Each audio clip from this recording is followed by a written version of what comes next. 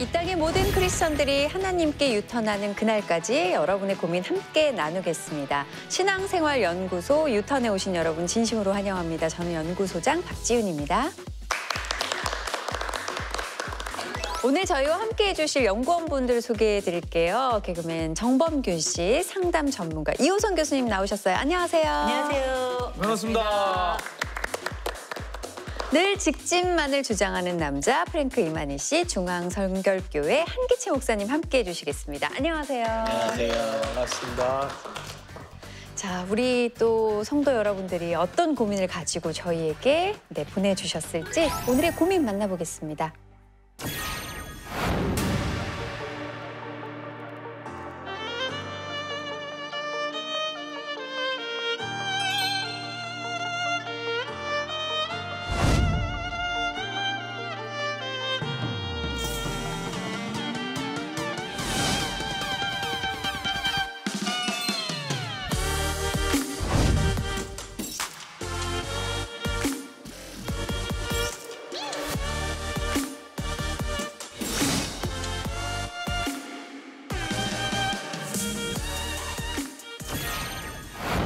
올바른 훈육법을 알려주세요. 오늘의 주제는 훈육입니다.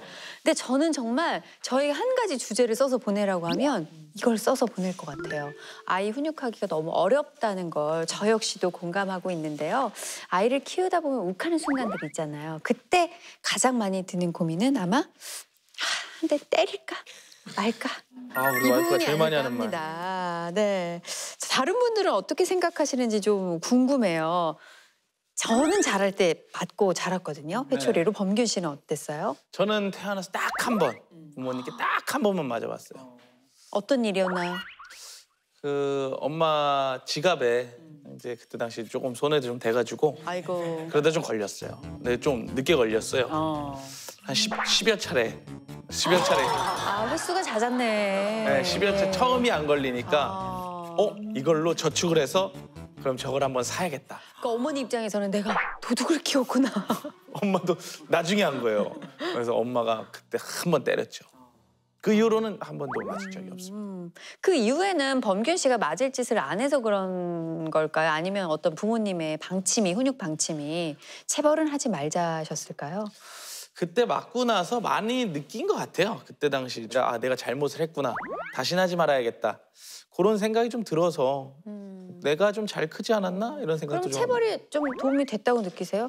저는 필요한다면 하는 게 맞다고 봐요. 사실 이 방송을 통해서 우리 목사님께서 꽤나 옛날에 사고 쳤던 때가 있다 이런 충격적인 고백을 해주셨는데요. 그렇다면 매도 한번 맞아보시지 않으셨을까 하는 생각이 듭니다. 많이 맞았죠. 그렇죠? 예.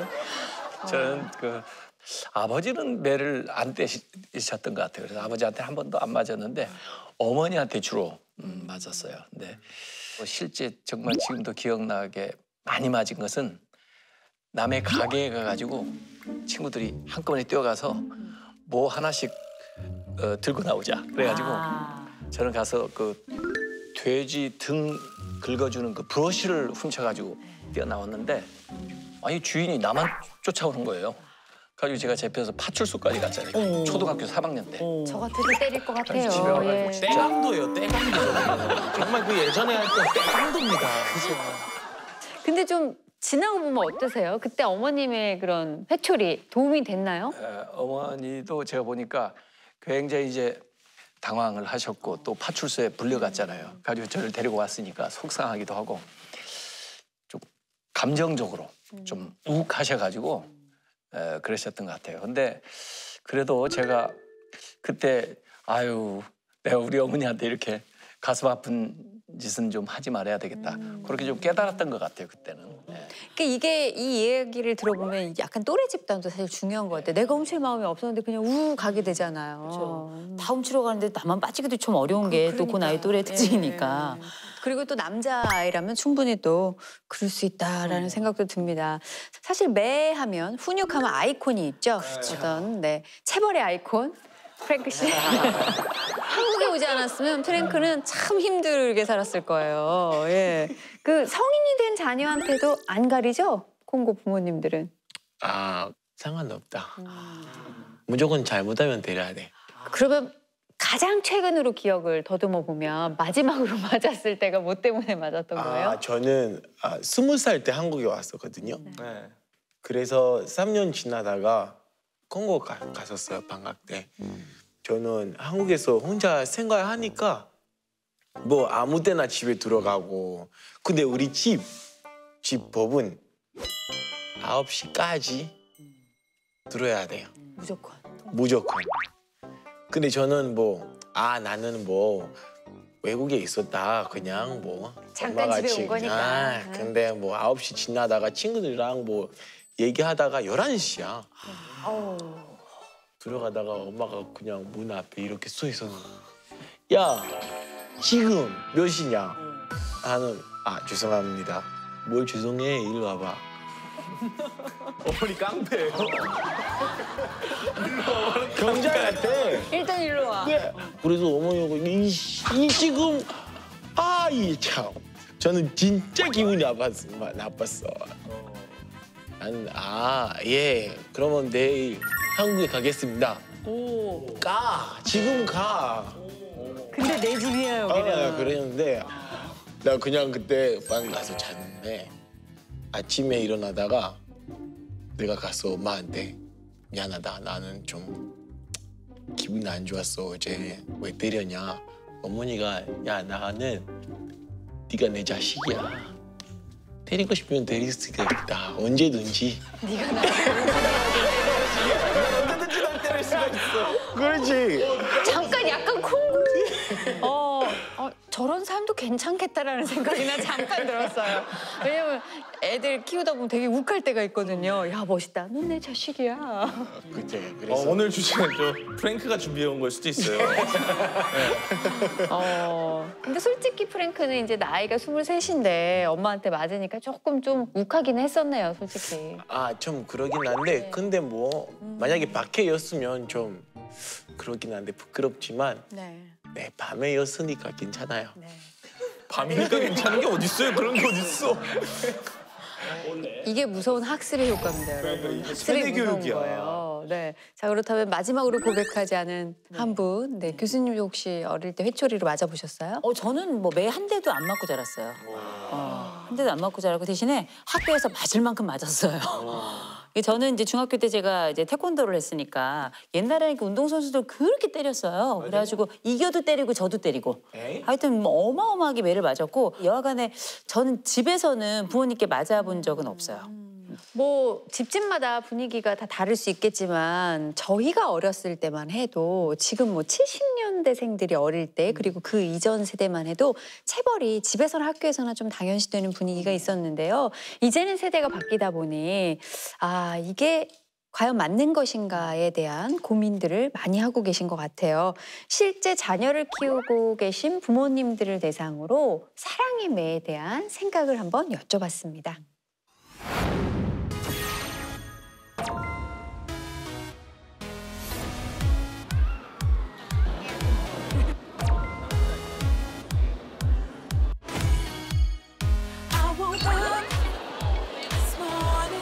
자녀를 사랑하려면 죽지 않는 만큼 때려라 라고 말씀하셨기 때문에 아직 자녀가 어려서 잘 모르니까 그래서 다른 길로 가게 하려면 또 마음이 아프지만 필요할 때는 있다고 생각해요.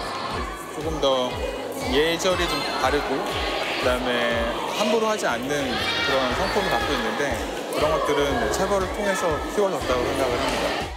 아이들을 때리는 것도 어떻게 보면 이제 어른들의 기준에 의해서 하는 거기 때문에 얘 입장에서는 받아들이기 어려울 수 있잖아요. 그런 게 효과가 있을지도 모르고. 자기의 감정이 거기 곁들여져가지고 체벌이 될 수 있는데 그렇게 될 경우에는 사실은 아이도 부모도 같이 상처가 생기는 거지 하나만에 해서 풀어진다고 생각이 안 됩니다. 친구들 보면 아빠를 되게 무서워하는 그런 게 많은데 제 아이들은 아빠를 친구로 생각하거든요.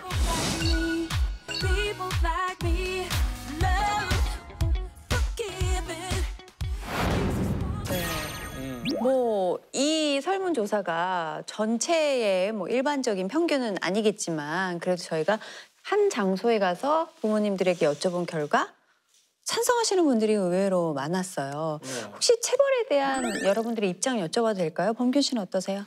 저는 체벌을 하긴 하되 감정이 섞이지 않으면 해야도 된다라고 봐요. 아이가 잘못된 짓을 했을 때 어느 정도는 허용을 한다.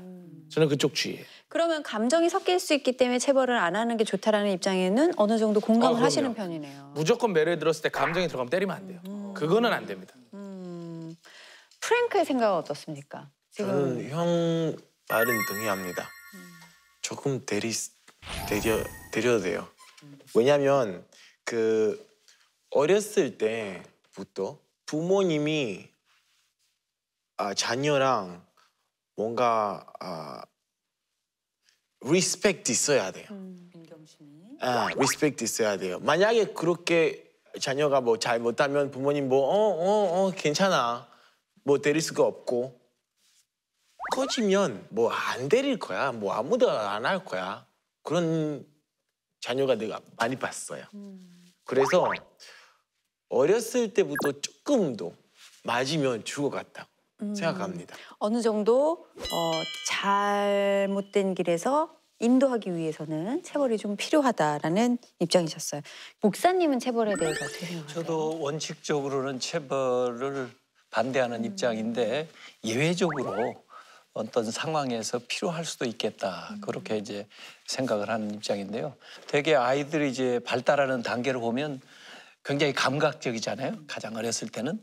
그러다가 이제 조금 감정적인 것들이 그다음에 나중에 이성적인 거 이렇게 발달되어 나가는데 우선 아이에게 알아듣기 말하기가 좀 힘든 그런 단계가 있잖아요. 그런 때 적절한 어떤 벌이나 상을 통해서 아이가 자랑스러운 것을 느끼게 하거나 또 부끄러운 것을 느끼게 하는 것을 통해서 좀 이제 감정 교육을 좀 하고 그다음에 이제 이성적으로 알아들을 수 있으면 이야기를 해서 설득하고 체벌은 더 이상 하지 않는 것이 좋겠다는 생각이 듭니다. 저는. 교수님은 어떠세요? 한 대도 안 맞고 잘하셔서 반대하는 입장이실 것 같기도 해요. 저는 그 훈육은 찬성하나 체벌은 반대예요. 그 훈육 이퀄 체벌 이건 아니에요. 아이를 때리는 것이 훈육의 전체인 것처럼 그렇게 받아들여지고 있는데 훈육에는 여러 가지 방법이 있고 그중에서도 가장 쉽고 강력한 방법이 때리는 거기 때문에 그거 먼저 쓰는 거거든요. 근데 예를 들어서 엄마 지갑에 손을 댔어. 애를 때렸어. 근데 다음에 또 훔치면 그때는 어떻게 해요? 점점 체벌은 강화될 수밖에 없어요. 그러네. 이게 이 사람이 스스로를 통제할 수 있다고 믿기 때문에 부모가 스스로 전능감을 가지니까 내가 너를 딱 때려가지고 사람을 만들겠어 이렇게 얘기를 하는데 체벌은 우리가 흔히 말하는 통제력을 쉽게 잃어요. 또 하나는 우리가 알고 있는 이 체벌이라고 하는 방법이 양육에 있어서 가장 마중에 써야 될 것인데 가장 먼저 쓰게 되는 방법이라는 것. 그리고 세 번째는 우리 사람이라는 게 이 인간성이라고 하는 건 어디서 만들어지냐면 동물처럼 돼지 몰듯이 몰아가는 것이 아니라 설득하는 과정을 통해 가지고 사람이 되어가고 보다 민주적 인간이 되는 거거든요. 그런데 가장 어렵다고 판단되는 이 대화라든지 설득을 내가 못하기 때문에 이걸 선택을 하는 거예요. 그래서 이걸 먼저 사용하다 보니 나중에는 설득이나 대화가 설 자리를 아예 잃어버려요. 감각적으로 서로 너무 멀어져 버리고 정서적으로 멀어져 버리니까. 우리가 이게 매를 많이 맞았던 분들 얘기를 들어보잖아요. 옛날에 칭찬받았던 기억은 없어. 맨날 매 맞았던 기억밖에 없어요. 강렬하거든요. 그럼요. 워낙에 강력하거든요. 그래서 이게 어쩌면 그 훈육의 방법 중에 체벌을 사용한다는 것은 그 아이에게 다른 길로 가게 할 수는 있으나 상처, 여러 개의 창과 칼이 꽂힌 채로 그 길을 가게 하는 것과 유사하다고 저는 봐요. 그러니까 본인이 뭐 깨달음이 있어서 사고를 안 치는 게 아니라 일방적으로 안 맞으려고. 안 맞으려고 어쩔 수 없이 살려고 그런 길을 택할 수도 있겠다라는 생각이 드네요. 근데 가끔은 그런 생각도 들어요. 말로 안 통하니까 매를 들지 그런 생각 안 해보셨어요, 범균 씨는? 사실 저희 와이프를 이렇게 볼 때 저희 와이프 아직까지 체벌이나 이런 건 아직 없거든요. 근데 애들한테 이렇게 하다 보니까 애들이 밥 안 먹으면 먹어 하다 보니까 소리가 점점 커지잖아요. 이게 체벌이랑 비슷하게 소리 자꾸 커지다 보니까 이게 아내한테도 안 좋은 게 티가 나요. 애랑 놀아주는데도 약간 그런 게 보일 때가 있어요. 그 칠판에다가 이렇게 그림 그려주면서 엄마가 놀아줄까? 그래서 엄마 뭐 그려줄까? 타요 그려줄까? 그러면 이렇게 타요. 엄마 그리고 있으면 애가 아들이 옆에서 이렇게 같이 그림 그리고 있잖아요. 이렇게 그러다가 이제 타요가 이렇게 조금 색칠이 된 거야. 종혁아, 엄마 타요 그리잖아. 절로 가 있어. 누구를 위한 타요예요? 그러니까 이게 습관처럼 이렇게 된다니까요. 아 저게 오히려 말로만 훈육하니까 오히려 갈 길을 잃고 이게 훈육이 방향성이 잃어간다. 하는 사람도 받는 사람도. 차라리 그 정확한 룰과 규칙이 있으면 차라리 매가 조금은 필요하지 않을까 이런 생각을 좀 해요. 그러니까 저는 너무 공감이 가는 그런 상황에서 엄마가 밥 차릴 테니까 금방 기다려 금방 해올게 이러고서 막 하는데 애가 뭐 갑자기 뭐 치맛자락을 자꾸 늘어지는 네 밥하잖아 네 밥 좀 가 있으라고 이러고 또 이러고 가서 자 밥 먹자 이러면 애는 이미 안 먹어 이러면 왜 안 먹어 엄마가 얼마나 힘들게 했는데 안 먹어 이렇게 되는 거예요. 근데 엄마들의 그런 감정 변화는 좀 이해를 해주셨으면 합니다. 네. 이게 조금 자제력을 잃고 길을 잃을 수 있다는 교수님의 의견에 대해서 체벌에 찬성하는 입장이었던 프랭크 씨는 어떻게 생각하세요? 근데 저는 경험으로 얘기하는 거예요. 저희 친구들이 어떤 가족이 아버지가 완전 착하고 그 자녀들한테 완전 잘해주는 거. 근데 얘가 16살 때 나는 학교 가기 싫다. 그만두고 싶다. 부모님 뭐라고 하면 시끄럽다고 안 들어. 나는 학교 안 간다. 결국은 그 친구가 지금까지 학교 안 갔었어요. 중학교 때 그만두고 학교 안 들어갔어요? 학교 탈락했었구나. 그리고 그 나이 때 아빠가 때리고 싶었어. 근데 아버지가 때리기 너무 안 하고 싶은데 왜냐면 어렸을 때부터 그런 교육 안 했다. 다른 방법 못 찾는 거예요 지금. 그래서 제가 보니까 만약에 자녀가 어렸을 때부터 뭔가 잘못하면 때려도 아니면 다른 퍼니시멘트 하면 좋을 것 같다고 생각해요. 근데 프랭크는 항상 성경에 나온 대로 살려고 노력하잖아요. 성경에서도 체벌을 괜찮다고 했을까요? Sure. 성경에 나온 말씀이 때려도 안 죽어요. 교육이요. 그래서 조금이라도 때려도 돼요. 성경에 나온 말씀이요. 그러다 죽은 애들 많아요. 역사적으로도 꽤 많은데 근데 지금 우리가 구분을 해야 될 게 있어요. 그게 바로 뭐냐면 버릇없고 경우 없고 함부로 하는 애들이 있어요. 이건 안 되는 거예요. 당연히 안 되는 거예요. 근데 예를 들어서 알고 있던 그 16살 돼서도 다른 사람들에 대한 존경심도 없고 함부로 하고 막 학교도 안 가겠다고 지 멋대로 하고 이렇게 뿔난 망한지처럼 이렇게 구는 애는 매를 안 맞아서가 아니라 제대로 된 훈육을 받지 못한 거예요. 매하고 훈육은 달라요. 훈육이 더 큰 범위예요. 그중에 극단적인 방법이 매예요. 이를테면 이 부모님이 제가 볼 때는 안 때려서 그런 게 아니라 다른 부분에 있어서도 규칙이 없는 집이었을 거예요. 그래서 그건 먼저 구분을 해야 되고 그리고 아이를 때린다 그러잖아요. 어른이 생각하는 매의 강도와 아이가 견딜 수 있는 매의 강도가 다르다는 걸 알아야 돼요. 일단 덩치가 달라요. 덩치가 다르기 때문에 체급이 다른 거예요. 레슬링 같은 것도 체급이 같아야 붙는 거 아니에요. 일단 체급이 다르고 두 번째 권력이 있는데 이 권력이라는 건 무조건 순응해야 되는 권력이에요. 아이들 입장에서는. 그리고 나서 내가 이걸 하지 않으면 다음번에 어떤 피해나 어떤 보복이 올지 모른다는 공포심이 있어요. 이거는 프랭크가 얘기했던 리스펙트, 존경심을 만들어낼 수 있는 작은 요소가 될 수는 있으나 공포심 이퀄 존경심이 될 수는 없어요. 근데 부모들은 이렇게 때리면 애가 존경할 거라고 생각하는데 공포심이 생기는 거고 억하심경이 생기는 거지 이것 때문에 존경심이 생겨나진 않아요. 네. 꽤나 효과적이긴 하겠지만 또 그 말씀을 듣고 보니까 잦은 공포심이 아이의 정서에 좋지 않을 것 같다라는 생각은 또 듭니다. 근데 크리스천들이 성경을 보면서 이해할 때 좀 헷갈릴 수도 있을 것 같아요. 체벌의 허용적인 문구가 많잖아요. 어떻게 이걸 현실에 특별히 적용하나요? 잠언에 그런 말씀이 많이 나오는데요. 우선 잠언 13장 24절에 보면 매를 아끼는 자는 그의 자식을 미워함이라. 자식을 사랑하는 자는 근실이 징계하느니라 이런 말씀이 나오고요. 또 상충되는 말씀이 또 나와요. 잠언에 17장 10절에 보면 한마디 말로 총명한 자에게 충고하는 것이 매 100대로 미련한 자를 때리는 것보다 더욱 깊이 박히느냐 이런 말씀이 나오는데 이걸 그냥 이 문자 그대로 해석하면 문제가 있다고 봐요.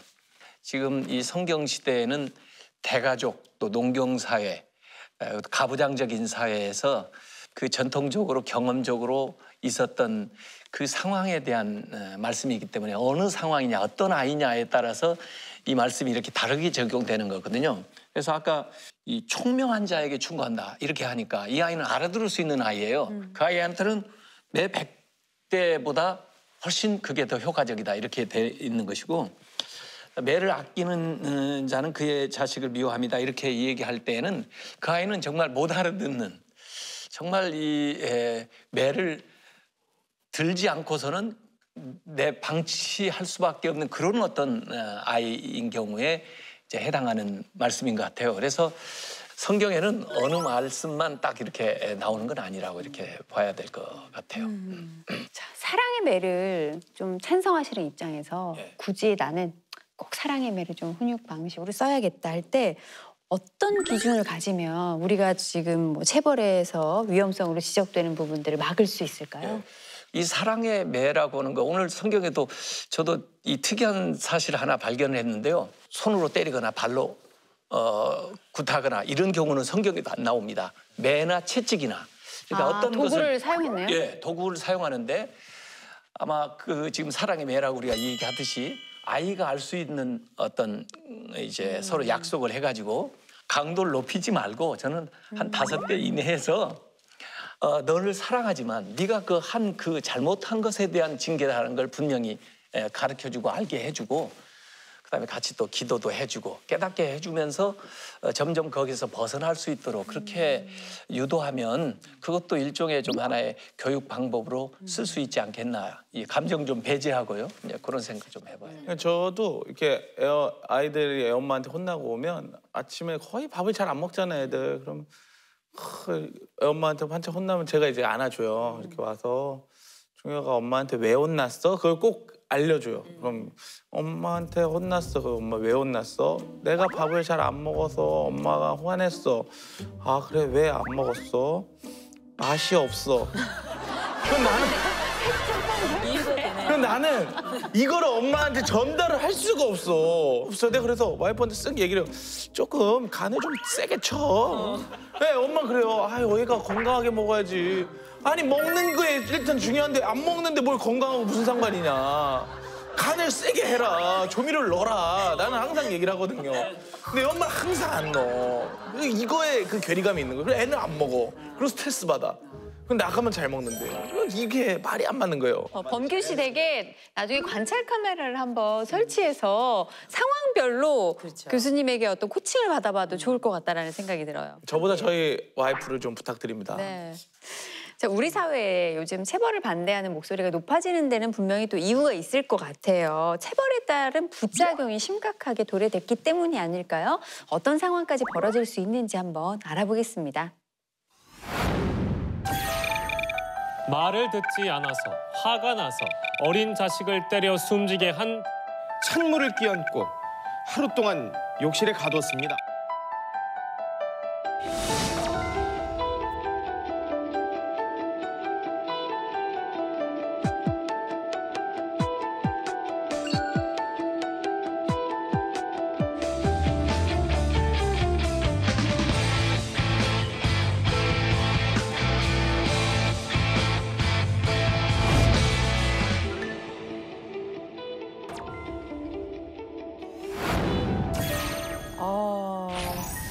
아동학대 사건이 일어날 때 보통은 그 친부모가 아닐 거라고 생각하지만 아동학대의 80%가 친부모라고 합니다. 그렇다면 체벌을 모든 가정에서 조금 우리나라보다 더 허용적으로 하고 있는 콩고에서는 이런 아동학대 사건은 없는지 그게 궁금해요. 콩고에서는 때리는 방법이 있어요. 아, 정해진 약간 룰 같은 게 있나요? 어디나 때리면 안 돼요. 아무 데나 때리면 안 된다고? 아무 데나 때리면 안 된다고. 그 학교처럼 만약에 뭐 늦게 왔다. 여기서 때리거나 종아리 아니면 엉덩이로. 다른 데 선생님 안 때리게. 무조건. 네. 근데 부모님이 뭐 똑같고 여기나 아니면 여기서 맞아. 다른 데 때리면 안 돼요. 그러고 보면 콩고에선 그렇게 애들을 때리는데도 이런 사건이 안 일어난다는 거는 정말 그 규칙이 엄격한 거예요. 그러니까요. 거의 체벌 자유국가인데 저기는. 네. 사실 체벌 안 해도 훈육을 잘 할 수 있고 말을 듣네 안 듣네 아이들과 이렇게 하지 않으면 좋겠죠. 예, 저도 너무나 간절히 바라는 부분이고요. 그럼 목사님은 좀 그렇게 해오셨나요? 제 아들은 정말 말썽쟁이였어요. 근데 누구 닮았을까요? 저를 닮았어요. 그런데 그 아이가 제가 미국에서 개척교회를 좀 했어요. 근데 이제 그 자기보다 한두 살 어린 아이들 이제 초등학생이었기는 하지만 뭐 숲속에 가서 무슨 뭐 벌집도 쑤시고 다니고 그러다가 아마 걔들 울려가지고 막 엄마한테 와서 걔들이 울고 난린데 제 아들 보영이가 때렸다는 거예요. 그러니 그 부모님이 그렇게 얘기했는데 저는 목사로서 얼마나 당황스러워요. 얼마나 놀라셨을까요? 그래서 제가 우리 아들을 사택으로 불러가지고 물어봤어요. 그랬더니 자기는 또 안 때렸대요. 그런데 왜 걔가 그냥 우냐 모른다는 거야. 그래서 저도 애가 나한테 거짓말하는 걸로 알고 너는 때린 것도 잘못했지만 아빠한테 사실을 말하지 않았기 때문에 맞아야 된다. 용서할 수가 없다. 가지고 5대를 엉덩이를 세차게 때렸는데 제가 이 프로그램 나오기 전에 제 아들한테 물어봤어요. 지금 얘는 33살이에요. 아빠는 왜 자기를 안 믿느냐 이거야. 자기가 그것 때문에 너무 슬펐고 지금도 자기는 그때 때린 적이 없대요. 그래서 저는 어떤 게 사실인지 모르겠어요. 지금도 때리셔야죠. 아직까지 거짓말을 안 해. 일로 와. 가서 오늘은 50대다 하면서 본때를 한번 보여주셨어야지. 제가 볼 땐 이거는 미제의 사건으로 남지 않을까. 주님만 하시는.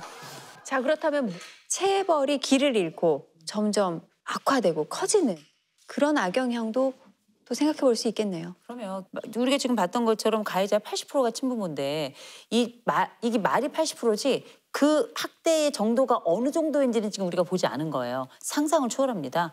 그런데도 불구하고 이런 일이 벌어지는 건 여러 가지 이유가 있지만 제일 먼저는 부모 역할이 무엇이고 부모가 누구인지에 대해서 한 번도 들어본 적이 없기 때문에 부모의 정체성과 부모 역할에 대한 무지가 가장 첫 번째고요, 원인이.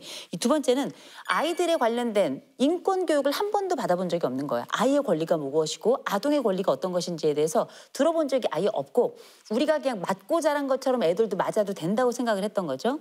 세 번째는 우리나라 같은 경우는 아동보호법이 개정된 지가 최근이에요. 아동 학대가 벌어져도 너무너무 관대합니다. 그리고 이제 심지어 주변에서 예를 들어서 이 집 애가 맞고 있어. 옆집 애가 맞아요라고 신고하는 집은 없어요. 미국은 꽤 많이 있거든요. 남의 가정사라고 생각해요. 그럼요. 남의 일이라고 생각을 하는데 이거 남의 일이 아니라 그 옆집 애가 부모에게 맞아서 이건 학대의 끝에 사망에 이를 수도 있는 건데 이 부분에 대한 이런 복잡한 요인들이 함께 만나면서 아이들의 학대는 그냥 유지가 되고 부모들의 학대는 그냥 체벌이라는 훈육이라는 이름으로 미화되는 경우가 굉장히 많죠. 자, 그렇다면 모든 체벌을 다 학대라고 단정 지을 수는 없잖아요. 그렇다면 체벌과 학대의 그 기준점은 뭘까요? 그 기준점이 바로 뭐냐면 기준이 있느냐 없느냐예요.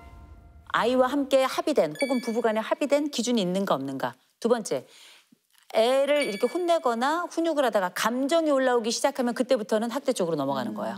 그러면서 이 아이가 왜 맞아야 되는지 나중에는 자기 감정이 올라와서 그 기준, 그 감정의 기준추마저도 갖지 못하는 경우가 많이 있기 때문에 이 세 가지가 적어도 기준이 되지 않을까 싶어요. 네. 그렇다면 주로 어떤 상황에서 우리 부모님들의 훈육이 어려워지고 있고 또 이때 올바른 훈육 방법은 뭔지 저희가 한번 그 이야기도 듣고 또 해법도 찾아볼게요.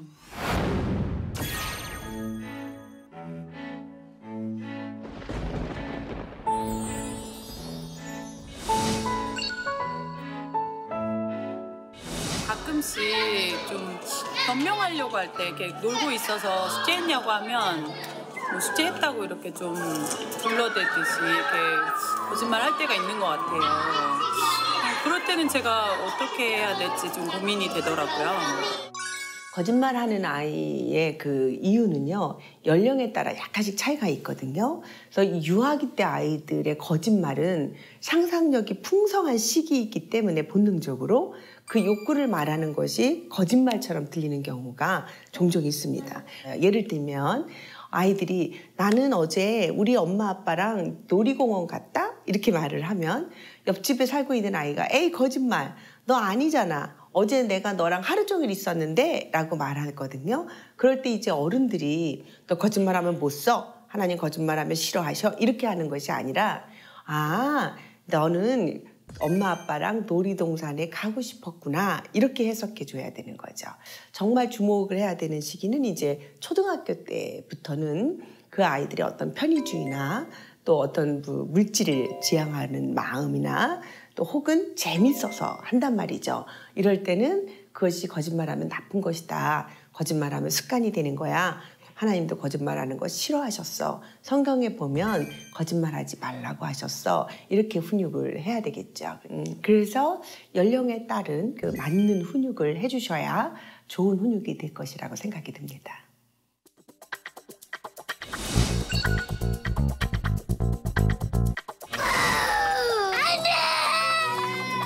뽀로로 끝났어. 하루가 감옥에 미치겠어. 그냥 만났다고.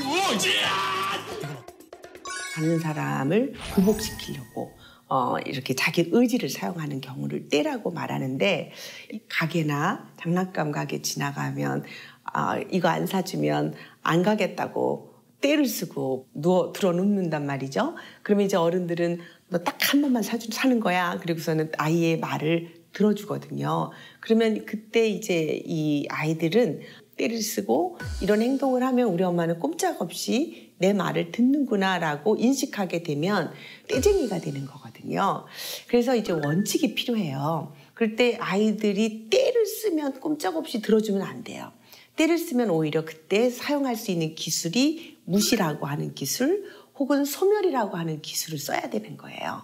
예를 들면 안 돼 했을 때 아이가 때를 쓰고 버둥버둥 뒤집어지고 엎어지고 그럴 때 부모가 당황하지 말고 네가 이렇게 행동한다고 엄마가 들어주지 않아.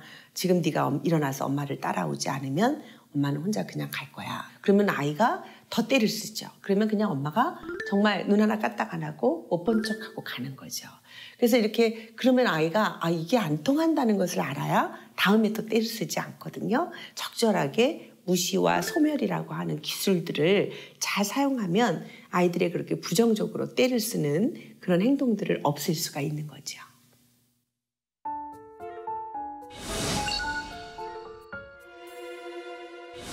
반항 쪽으로 갈 가능성이 매우 높다라는 거예요. 화부터 내고 보는 청소년이 늘고 있습니다. 반항이라고 하는 이 부정의 태도를 갖고도 굉장히 다양한 측면을 볼 수가 있어요. 그래서 모든 반항이 똑같다고 보면 안 되거든요. 영유아, 어린아이일 경우에는 반항이라는 의미가 어떻게 보면 독립의 의지를 표현해보는 의미가 될 수 있어요. 근데 이럴 때의 그 상황은 이 아이가 그 어떤 그 나쁜 의미에서의 반항이라고 하기보다는 이제 나도 독립할 수 있을 만큼 큰 아이가 됐어요 라고 하는 의미예요.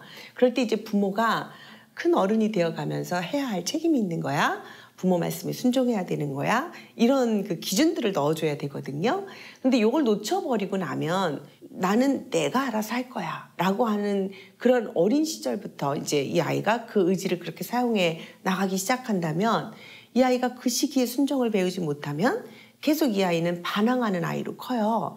이제 바깥에 나가서 이런 학교에 가면 선생님들의 지시에 또 따르지 않아요. 이게 점점 더 커지면 이제 그런 법과 질서에도 따르지 않아요.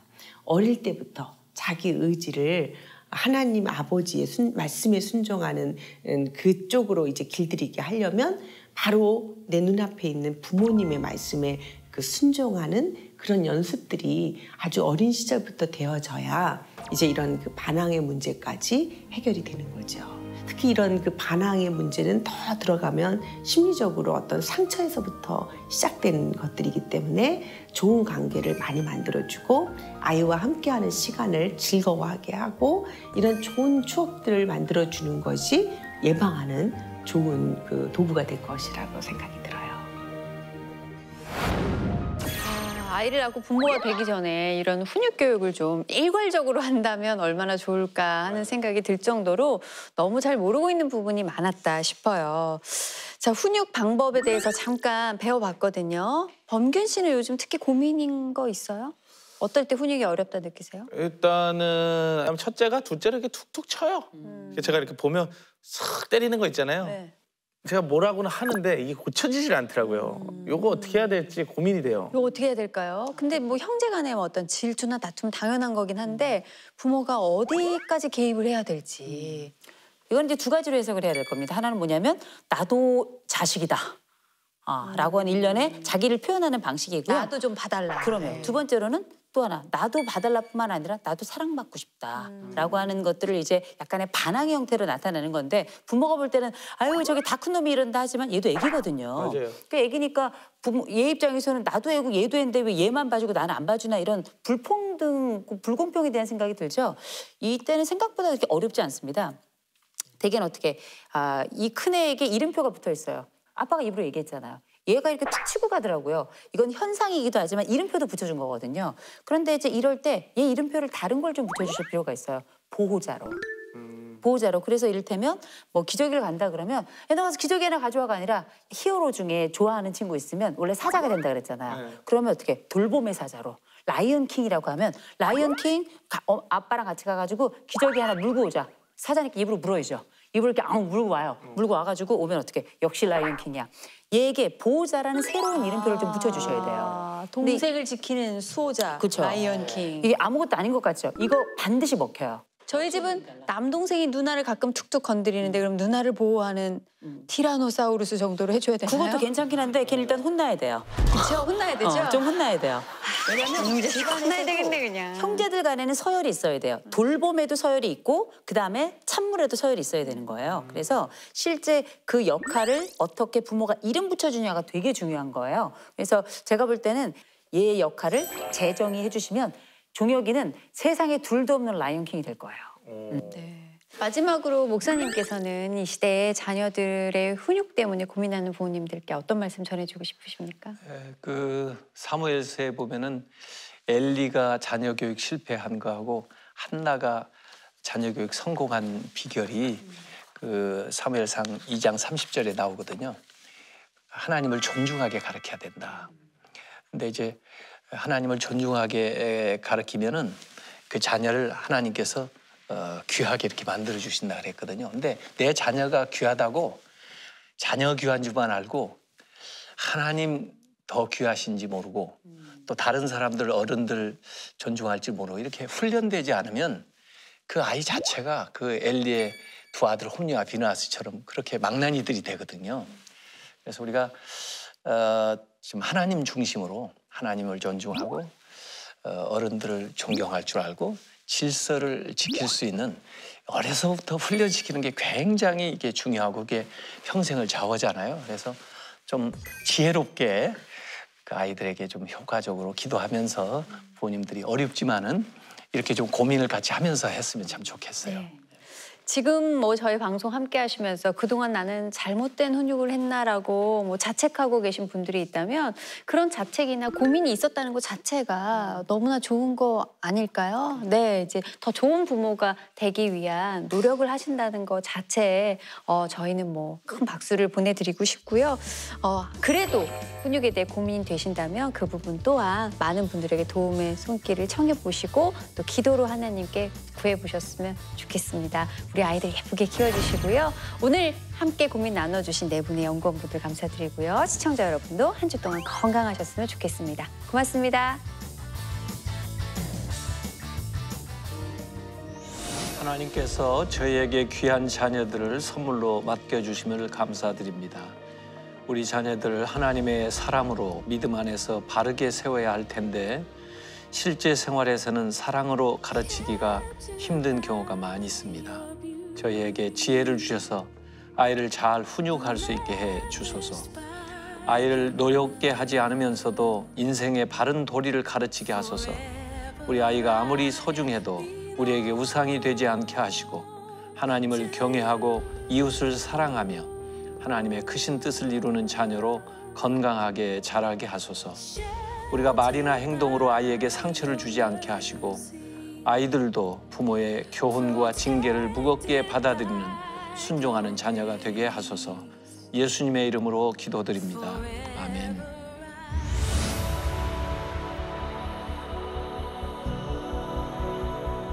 무의미한 연명 치료를 중단할 웰다잉법이 국회 본회의 연명의료 결정법을 통과시켰습니다.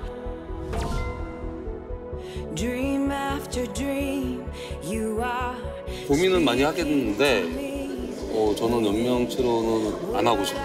함부로 우리가 그 생명을 끊을 수는 없어요. 죽기 전에 꼭 하고 싶은 것들 나누면서 이렇게